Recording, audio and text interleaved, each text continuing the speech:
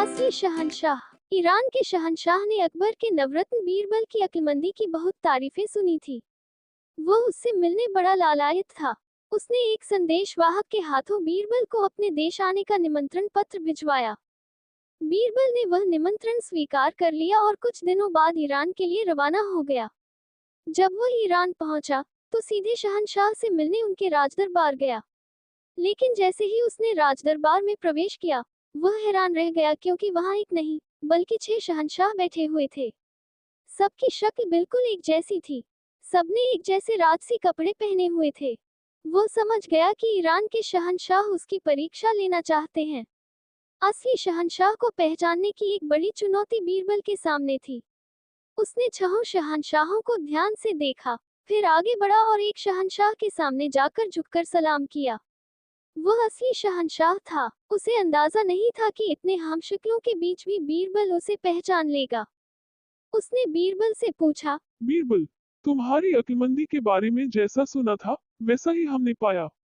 हमें लगा था कि तुम हमें पहचान नहीं पाओगे, लेकिन तुमने तो बड़ी ही आसानी से हमें हमारे हमशक्लों के बीच में से पहचान लिया। कैसे? ये तो बड़ा ही आसान था हुजूर। बीरबल मुस्कुराते हुए बोला, मैंने गौर किया कि शहंशाह बनकर एक जैसी शक्ल के जो लोग बैठे थे, उनमें से बस आप ही की नजर सामने की ओर थी। बाकी सभी आपकी ओर देख रहे थे। मुझे समझते देर न लगी कि आप ही असली शहंशाह हैं। आम इंसान को चाहे राजसी कपड़े क्यों न पहना दिए जाए, संबल पाने वह अपने राजा की ओर ही देखता है। वही यहाँ हो रहा था। बीरबल का उत्तर सुन ईरान का शहंशाह बहुत खुश हुआ और उसने बीरबल को ढेर सारे उपहार दिए। बीरबल और पानवाला। एक दिन अकबर को पान खाने की तलब हुई। उन्होंने अपने खास पान वाले को बुलवाया और उससे पान पेश करने को कहा। पान वाले ने बिना देर किए पान बनाया और उसे अकबर को दे दिया। अकबर ने चुपचाप पान खाया। फिर पानवाले से बोले, जाओ, आधा किलो चूना लेकर आओ। पानवाला तुरंत दुकान की ओर भागा। जिस रास्ते से वह दुकान की ओर जा रहा था, उसी रास्ते से बीरबल महल की ओर आ रहा था। उसने पानवाले को जल्दी जल्दी कहीं जाते हुए देखा, तो पूछ लिया, कहो भाई, इतनी जल्दी में कहाँ जा रहे हो? पानवाले ने बीरबल को पूरी बात बता दी।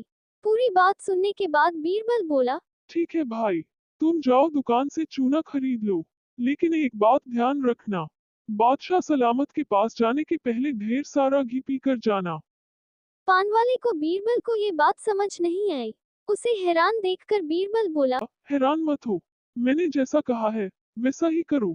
मैं भी राजमहल पहुंच रहा हूँ, वहां तुम्हें पूरी बात बताऊंगा। पानवाला बीरबल के कहे अनुसार ढेर सारा घी पीकर अकबर के पास पहुंचा। वहां पहुंचकर उसने आधा किलो चूना उनके सामने पेश किया। चूना देखकर अकबर ने पानवाले को आदेश दिया। ये पूरा चूना तुम्हें अभी हमारे सामने खाना होगा। अकबर के आदेश का पालन करते हुए पानवाले ने पूरा चूना खा लिया। चूना खाने के बाद भी जब वह सही सलामत अकबर के सामने खड़ा रहा, तो अकबर को हैरानगी हुई।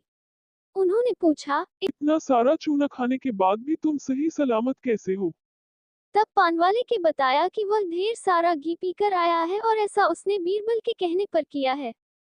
अकबर ने बीरबल की ओर नजर घुमाई, तो बीरबल बोल पड़ा, जब मुझे पान वाले ने बताया कि पान खाने के बाद आपने बिना कुछ कहे उसे आधा किलो चूना लाने के लिए कहा है, तो मुझे शक हुआ कि गलती से उसने पान में ज्यादा चूना डाल दिया होगा और आपके मुंह में छाले हो गए होंगे। सबक सिखाने के लिए आपने उसे इतना चूना लाने के लिए कहा होगा। हुजूर, इतना चूना खाने के बाद बेचारा पान वाला जान से जाता।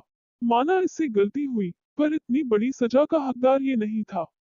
इसलिए मैंने चूने का असर कम करने के लिए इससे घी पीकर आपके सामने हाजिर होने को कहा था। अकबर बीरबल की अक्लमंदी पर खुश हुए और पानवाले को अगली बार ऐसी गलती न करने के लिए आगाह कर जाने में तिनका। एक बार की बात है, बादशाह अकबर की हीरे की अंगूठी गुम हो गई। उन्होंने उसे काफी तलाशा, लेकिन वह नहीं मिली।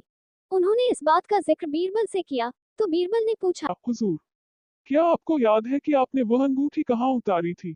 कुछ देर सोचने के बाद अकबर ने जवाब दिया, नहाने जाने के पहले मैंने वह अंगूठी उतारकर पलंग के पास रखे संदूक में रख दी थी। नहाकर आने के बाद मैंने देखा कि अंगूठी गायब है। हुजूर, तब तो हमें संदूक सहित इस पूरे कमरे की अच्छी तरह तलाशी लेनी चाहिए। अंगूठी यही कहीं होगी। बीरबल बोला। लेकिन वह यहाँ नहीं है। मैंने सेवकों से कहकर संदूक तो क्या, कमरे के हर कोने को तलाशा, पर अंगूठी कहीं नहीं मिली। अकबर ने कहा। तब तो आपकी अंगूठी गुमी नहीं है हुजूर, चोरी हुई है और चोर आपके सेवकों में से ही कोई एक है। आप इस कमरे की साफ सफाई करने वाले सेवकों को बुलवाइए। अकबर ने सभी साफ सफाई करने वाले सेवकों को बुलवा लिया। वे कुल 6 लोग थे। बीरबल ने उनसे अंगूठी के बारे में पूछा तो सबने अनभिज्ञता जाहिर की। तब बीरबल बोला, लगता है कि अंगूठी चोरी हो गई है। बादशाह सलामत ने अंगूठी संदूक में रखी थी, इसलिए अब संदूक ही बताएगा कि चोर कौन है। ये कर बीरबल संदूक के पास गया और कान लगाकर कुछ सुनने की कोशिश करने लगा। फिर सेवकों को संबोधित कर बोला, संदूक ने मुझे सब कुछ बता दिया। अब चोर का बचना नामुमकिन है। जो चोर है उसकी दाढ़ी में तिनका है।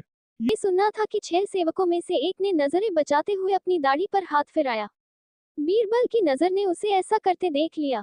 उसने फौरन उस सेवक को गिरफ्तार करने का आदेश दे दिया। कड़ाई से पूछताछ करने पर उस सेवक ने सच उगलकर अपना दोष स्वीकार कर लिया। बादशाह को बीरबल की अक्लमंदी से अपनी अंगूठी वापस मिल गई।